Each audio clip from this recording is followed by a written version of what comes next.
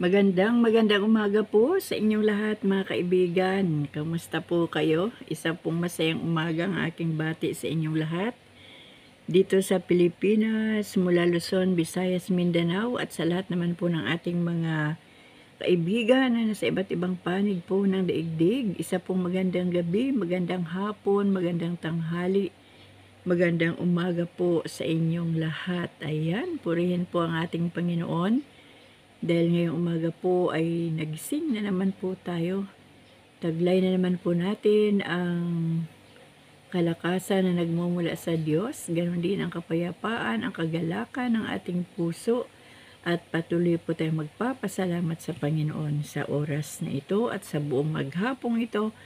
Maraming salamat sa Diyos sa buhay at sa hininga. Kaya mga kaibigan, muli inaanyayahan ko na naman po kayo na makisabay sa pagbabasa ng salita ng Diyos. Agahan na po natin.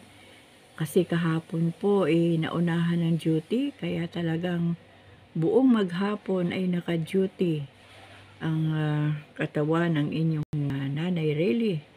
Pero ngayong umaga, uunahin po natin itong salita ng Diyos upang sa ganon, ano man ang ating gawin sa buong maghapon, ang mahalaga ay nauna na po natin ang kaharian at ang katuwiran ng ating Panginoon. Ano po? Kaya mga kaibigan, balik na naman po tayo sa Deuteronomio chapter 23.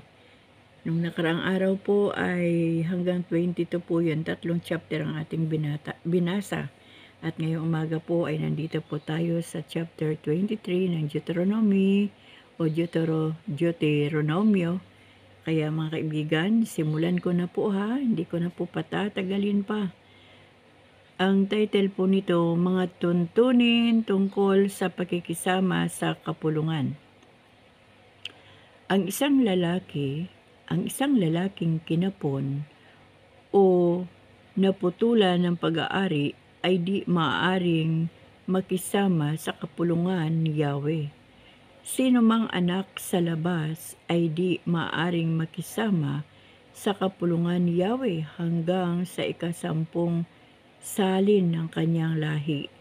Ang isang Amoneta o Moabeta ay hindi maaring makisama sa kapulungan ni Yahweh hanggang sa ika-10 salin ng kanilang lahi. Pagkat di nila kayo binigyan ng pagkain at inumin sa daan ng kayo'y naglalakbay mula sa Ehipto.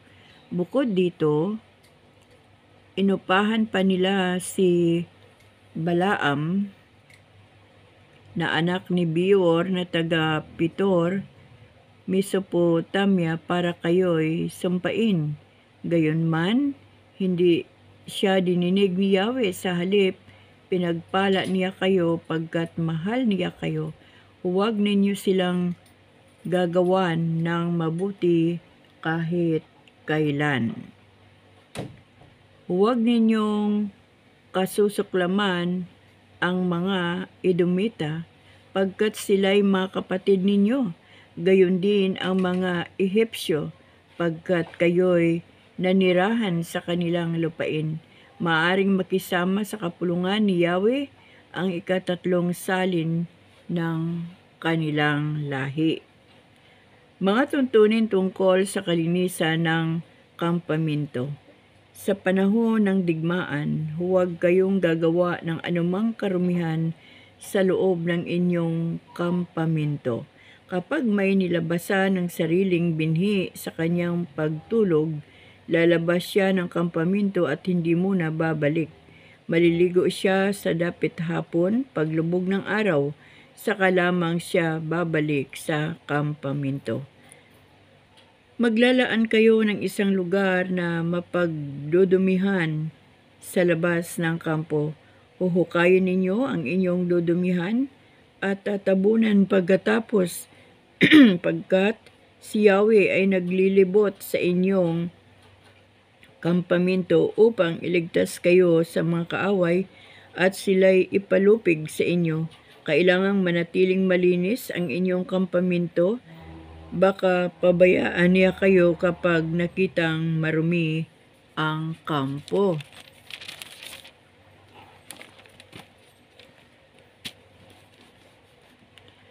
Iba't ibang tuntunin.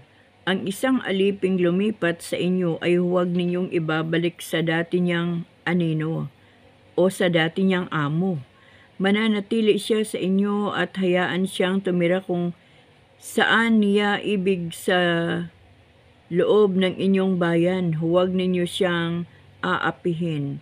Sino mang Israelita, babae o lalaki man, ay hindi pahihintulutang maging patutot sa loob ng templo. Ang salaping kinita na sa mahalay na paraan ay huwag ninyong ipagkakaloob sa templo pagkat yaon ay kasuklam-suklam kay Yahweh. Huwag kayong magpapahiram ng may tubo sa inyong kapwa, maging sa salapi, pagkain o anumang maaaring pagtubuan. Maaari ninyong pagtubuan ang mga taga-ibang bayan, ngunit huwag ang inyong kapwa Israelita. Sa gayon, pagpapalain kayo ni Yahweh sa inyong gawain pagdating ninyo sa lupaing ibibigay niya sa inyo. Huwag na hindi ninyo tutuparin ang panata ninyo kay Yahweh. Tiyak na sisingilin niya kayo kapag hindi ninyo tinupad iyon. Kung ayaw ninyong mangako, hindi kayo magkakasala. Ngunit kailangang tuparin ang anumang pangako ninyo kay Yahweh. Kung kayo'y papasok sa ubasan ng inyong kapwa, maaari kayong kumain ng bunga niyon hanggang ibig ninyo, ngunit huwag kayong mag-uuwi. Kung sa triguhan naman, maaari kayong mangitil, ngunit huwag gagamit ng panggapas. Chapter 24. Mga tuntunin tungkol sa paghihiwalay ng mag-asawa. Kung ang isang tao'y mag-asawa ngunit hindi naging kasiyasya sa kanya ang babae dahil may natuklasan siyang hindi mabuti, maaari siyang gumawa ng kasulatan sa paghihiwalay at paalisin ang babae pagkatapos. Kung ang babaeng hiniwalayan ay mag-asawa sa iba at hiniwalayan uli matapos bigyan ng kasulatan ng paghiwalay o namatay ang ikadalawang asawa, ang babae ay ituturing ng marumi. Hindi na siya maaring pakisamahan ng unang asawa, magiging kasuklam-suklam kay Yahweh kung pakikisamahan pa niya ang babae. Hindi ninyo dapat dungisan ang lupaing ibibigay niya sa inyo. Iba't ibang tuntunin. Ang lalaking bagong kasal ay di maaaring maglingkod sa hukbo o anumang gawaing bayan sa loob ng 1 taon. Pababayaan muna siyang makapiling ng kanyang asawa. Huwag ninyong kukuning sangla ang gilingan o ang kabiyak nito, sapagkat ito ang pinaghahanap buhay ng may-ari niyon. Sino mang dumukot sa asawa niya, Israelita, upang alipinin at ipagbili ay papatayin upang mawala sa inyo ang ganyang kasamaan sa inyong kapulungan. Tungkol sa mga ketong, sundin ninyong mabuti ang sasabihin sa inyo ng mga Levita, pagkat yaon ang tagubilin ko sa kanila. Alalahanin ninyo ang ginawa ni Yahweh kay Miriam nang kayo'y naglalakbay mula sa Ehipto. Kung kayo'y magpapautang sa inyong kapatid, huwag kayong papasok sa bahay niya para kunin ang sangla. Maghintay kayo sa labas upang doon tanggapin ang sangla ng nangutang. Kung balabal ang sangla ng isang mahirap na nangutang sa inyo, huwag ninyong palilipasin ang gabi na nasa inyo ang sangla. Dapat mabalik iyon sa kanya paglubog ng araw, pagkat yaon lamang ang gagamitin niya sa pagtulog. Sa gayon, tatanaw siya ng utang na loob sa inyo at kalulugdan kayo ni Yahweh. Ibigay ninyo agad ang upa ng inyong manggagawa, maging siya'y kapwa Israelita, taga-ibang bayan, lalo na kung mahirap. Bago lumubog ang araw, ibigay na ninyo sa kanya ang upa niya sa maghapon pagkat yaon lamang ang inaasahan niya sa buhay. Kapag hindi ninyo ibinigay agad at dumaing siya kay Yahweh, yaoy ituturing na kasalanan ninyo. Ang ama ay di dapat pagdusahin sa kasalanan ng anak, ni ang anak sa kasalanan ng ama. Kung sino ang may sala ay siyang dapat magdusa.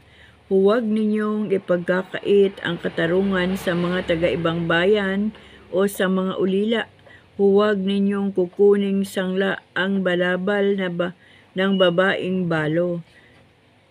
Iniuutos ko ito sa inyo pagkat dapat ninyong alalahaning naging alipin din kayo sa Ehipto. Kung sa pagliligpit ng ani ay may maiwan kayong bigkis ng uhay, huwag na ninyong babalikan, bayaan na ninyong mapulot ng mga taga-ibang bayan, ulila at babaeng balo. Sa gayon, pagpapalain kayo ni Yahweh sa lahat ninyong gawain. Kapag napitasan na ninyong minsan ang inyong mga olibo, huwag na ninyong babalikan ang natira, bayaan na ninyo iyon sa mga taga-ibang bayan, ulila at babaeng balo. Kapag naani na ninyo ang inyong ubas, huwag na ninyong babalikan ang natira, bayaan na ninyong yaon sa mga taga-ibang bayan, ulila at babaeng balo. Alalahanin ninyong kayo'y naging alipin din sa Ehipto. Iyan ang dahilan kaya ko iniuutos ito sa inyo. Chapter 25. Kapag may usaping iniharap sa hukuman, pagpapasyahan ito ng mga hukom. Pawawalang sala ang may sala. Kung ang angkop na parusa ay palo, padadapain ng mga hukom ang may sala at papaluin ayon sa bigat ng kasalanan. 40 palo ang pinakamaraming ibibigay sa may sala. Ang higit dito ay paghamak na sa pinarurusahan. Huwag ninyong tatalian ang bibig ng bakang gumigiik, ang pag-aasawa uli ng babaeng balo. Kung mamamatay na walang anak ang isang lalaking may asawa, ang balo niya ay di maaring mag-asawa sa iba pagkat dapat siyang pakasalan ng kapatid ng namatay. At ito ang tutupad sa tungkulin ng kapatid na namatay. Ang unang anak nila ay isusunod sa pangalan ng namatay upang hindi mawala sa Israel ang pangalan nito. Kung ayaw ng kapatid na namatay na pakasalan ang balo, dudulog ito sa matatanda ng bayan. Sasabihin niya, ayaw niyang panitilihin ang pangalan ng kanyang kapatid. Ayaw niyang gawin sa akin ang tungkulin ng kanyang kapatid. Kung magkagayon, ang kapatid ng yumao ay ipatatawag ng matatanda at pagpapayuhan. Kapag tumanggi pa rin, lalapitan siya ng balo, hahablutin ang sandalyas nito saka lulurhan sa mukha. Sabay sabi, ganyan ang dapat gawin sa taong tumatangging panatilihin ang pangalan ng kanyang kapatid. At ang sambahayan nito ay makikilala sa buong Israel sa tawag na ang sambahayan ng inalihan ng sandalyas. Iba pang tuntunin, kapag may dalawang lalaking nag-aaway at ang asawa ng isa ay lumapit upang tulungan ang kanyang asawa at hawakan ang ari ng kalaban, puputulin ang kamay ng babaeng yaon, hindi siya dapat kaawaan. Huwag kayong mag-iingat ng dalawang uri ng pabigat sa timbangan, isang mabigat at isang magaan. Huwag din kayong mag-iingat ng dalawang takalan, isang malaki at isang maliit. Ang tamang pabigat ang gagamitin ninyo sa timbangan at ang gagamiting takalan ay yaong husto sa sukat upang mabuhay kayo ng matagal sa lupaing ibibigay sa inyo ni Yahweh ninyong Diyos. Lahat ng nagdaraya ay kasuklam-suklam sa Kanya. Ang paglipol sa angkan ni Amalek. Huwag ninyong kalilimutan ang ginawa ni Amalek sa inyo nang kayo'y nasa daan mula sa Ehipto. Sinalakay niya kayo nang kayo'y lupaypay sa hirap at pinuksa ang mga kasamahan ninyo sa hulihan. Kawalan iyon ng paggalang sa Diyos kapag nalupig na ninyo ang inyong mga kaaway at panatag na kayo sa lupaing ibibigay sa inyo ni Yahweh, patayin ninyong lahat ang mga Amalisita roon. Purihin po ang ating Diyos, mga kaibigan. Dito po tayo magtatapos sa chapter 25. Ayan, mula po 22 or 23. Ayan, mula 23 hanggang 24, 25. Yan, nakailang chapter tayo? 3. At napansin niyo po ba? Grabe po ang mga patakaran na inihayag ni Yahweh sa mga Israelita. Nakakatakot kung titignan natin kung ang batas na ito ang ipatutupad ng Panginoon sa panahon natin ay talaga pong titino ang mga tao. Mahigpit po ang batas ng Diyos sa mga panahon ng Old Testament, sa panahon ng mga naunang tao sa atin. Ngunit ngayon, napakaluwag po ng batas sa panahong ito. Kaya nga po maraming mga tao ang inaabuso ang batas ng Diyos at ang batas ng lupa dahil hindi na po kasing higpit ng batas ng ating Panginoon noon. Kaya mga kaibigan, kung pag-uusapan po natin ang batas ng langit o ang batas ng Panginoon sa panahong ito, dalawa na lang po ang mahalagang utos, sabi ng Panginoon. Kasi dati talaga nakatune in tayo sa 10 commandments. Ngayon, sabi ng Panginoon, dalawa na lang ang mahalagang utos. Mahalin mo ang iyong Diyos buong puso, buong lakas, buong isip. Meron pang naidagdag doon, buong kaluluwa. Kapag binabasa natin yung Biblia sa pagkikipag-usap ni Yahweh kay Moises, ay naidagdag pa yung buong kaluluwa. At ang pangalawang mahalagang utos ay mahalin mo ang iyong kapwa na gaya ng pagmamahal mo sa iyong sarili. Napakaganda po ng ginawa ng Diyos sa sinasabi niyang dalawa na lang ang mahalagang utos sa panahong ito. Kasi mga kaibigan, kapag minahal po natin ang Diyos, ibig sabihin hindi po natin sasaktan ang kanyang puso. So hindi po tayo gagawa ng labag sa kalooban ng Panginoon. Talagang magpapakatino tayo. Kasi alam niyo po, pag-ibig ng Diyos ang ginamit ng Panginoon dito sa unang mahalagang utos. Kasi kapag ang pag-ibig ng Diyos ay nasa atin, hindi po tayo mag-iisip ng masama laban sa ating kapwa, hindi po tayo gagawa ng masama laban sa ating kapwa, at lalong-lalo na iniingatan natin ang puso ng Panginoon, na hindi rin po natin ito masaktan, hindi natin mabigyan ng kahihiyan ang kanyang dakilang pangalan, hindi natin yuyurakan ang kapangyarihan ng ating Diyos. So, yun po ang lahat po ng ating iniisip ay maingat tayo kasi mahal natin ang Diyos. Lahat po ng ating lakas ay pinapasalamatan natin sa Diyos, na sinasabi natin kung wala yung kalakasan ng Diyos, hindi natin magagawa ang lahat ng bagay na ating ginawa at gagawin pa. At kapag sinabi natin na buong puso, mahal natin ang Diyos, talaga yung buong buo na kumbaga, talagang kahit anuman ang mangyari, Panginoon, mahal pa rin kita. Ayan, kahit wala nang laman ang wallet, kahit magulo na ang mundo, kahit ang paligid ay hindi na maintindihan kung anong nangyayari, basta ang mahalaga, Panginoon, andito pa rin ako kasi mahal kita. Kahit andyan na yung mga persecution, andyan na yung mga kahirapan, andyan na yung mga pang-iinsulto ng mga tao sa mga anak ng Diyos. Pero Panginoon, wala ito kasi mahal pa rin kita. Ayan.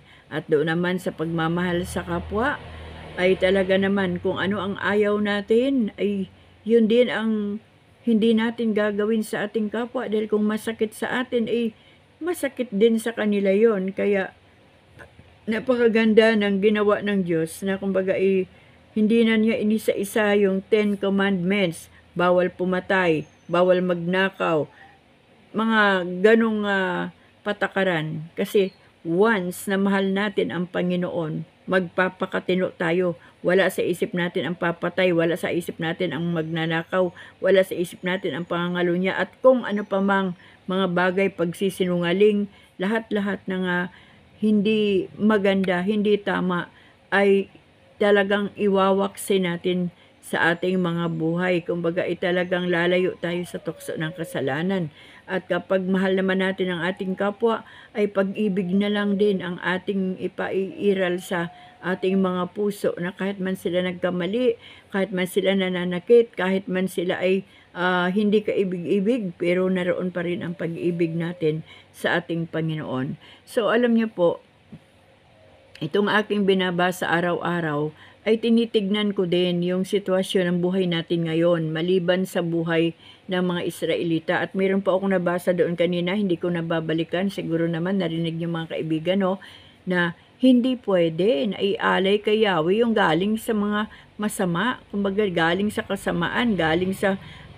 Kasi minsan, may mga tao na, ay, nanalo ako sa sugal, nanalo ako sa ganito. Kumbaga, hindi kalooban ng Diyos na yung galing sa sugal ay ibibigay doon sa loob ng bahay panambahan at i-offer yung perang yon.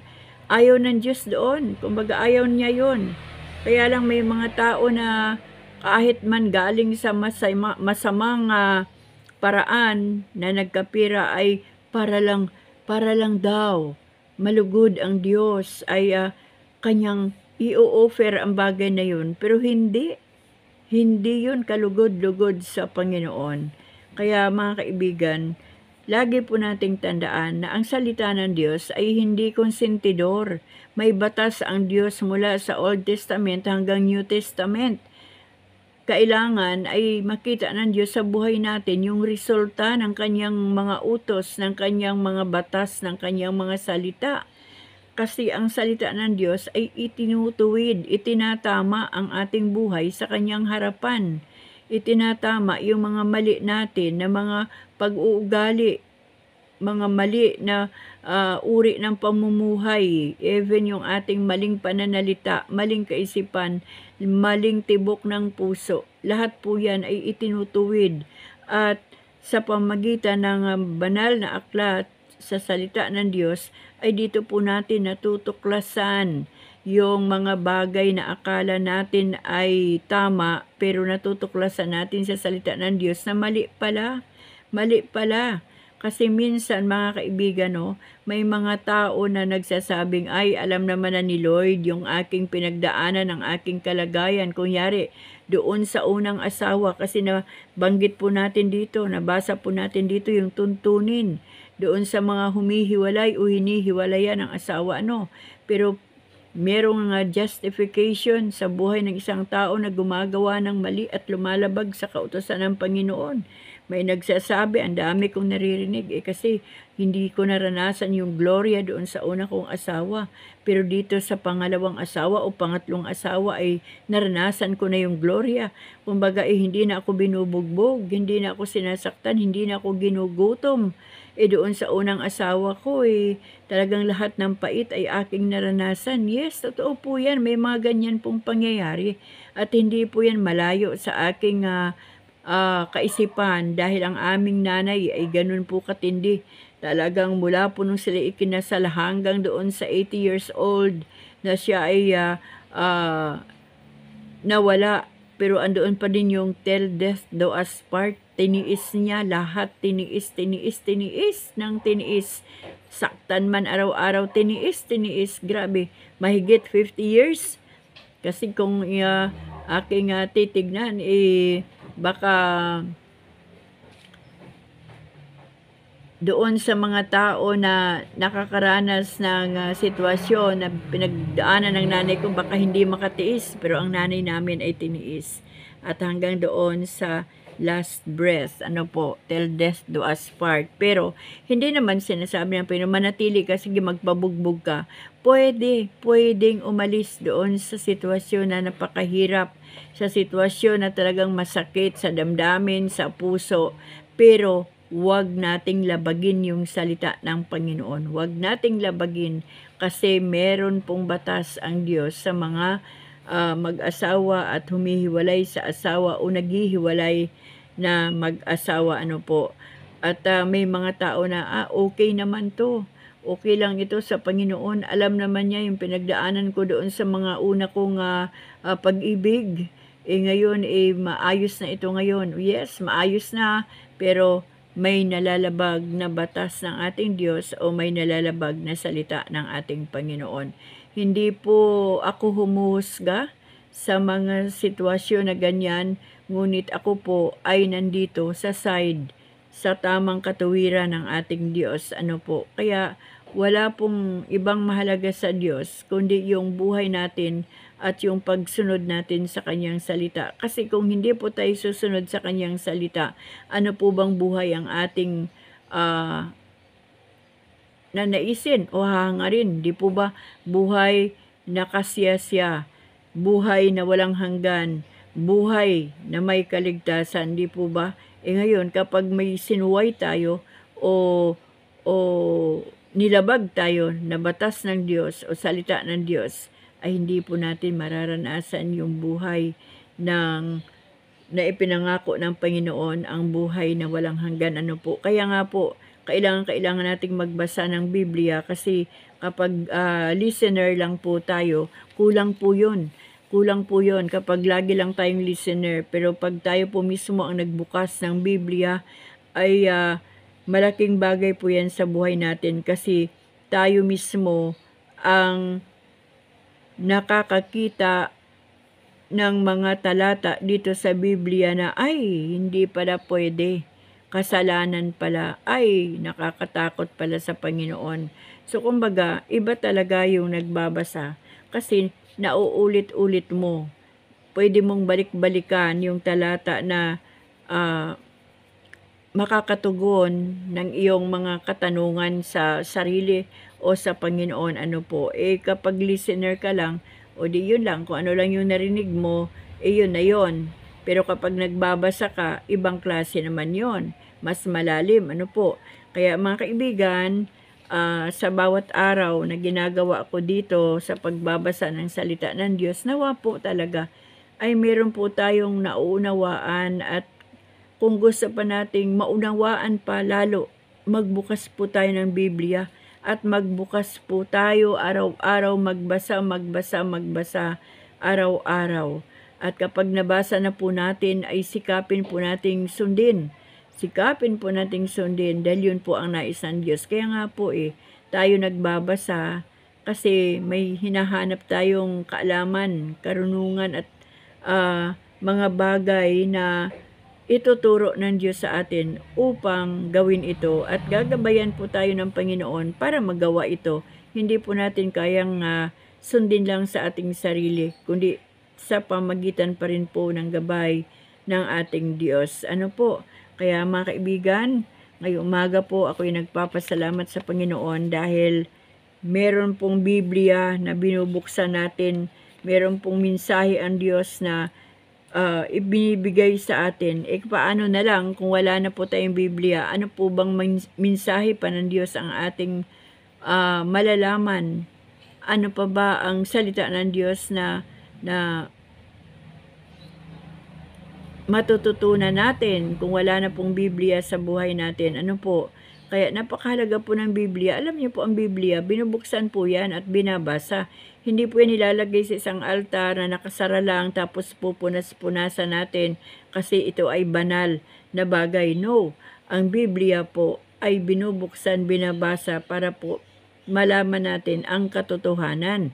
At kapag nalaman na natin ang katotohanan, ito na po ang nagpapalaya sa atin. Ano po? Kaya mga kaibigan, patuloy po tayong magbasa ng Biblia, manalangin, at i-apply sa buhay natin kung ano po ang laman ng Biblia na ating binabasa sa bawat araw. Maraming salamat po muli sa inyong lahat mga kaibigan. Nawa po ang ating buhay ay magpatuloy lang sa masaya, maligaya, payapa, at patuloy ang ating pananalig kay Kristo dahil ang ating Diyos lamang, ang ating Panginoon, ang ating tagapagligtas at wala na pong iba pa. Hindi po tayo pwedeng iligtas ng kung ano pa mga material na bagay sa mundong ito, lalong-lalo na ang salapi. Hindi po yan makapagliligtas. Madalas nga po, ayan pa ang nagdadala sa tao sa kapahamakan. Ano po? Kaya maraming salamat po muli sa ating Diyos, sa inyong mga buhay, mga kaibigan ko. Manatili po tayo sa katuwiran ng Panginoon at patuloy po nating yakapin ang kalooban ng ating Diyos. God bless us all po. Amen.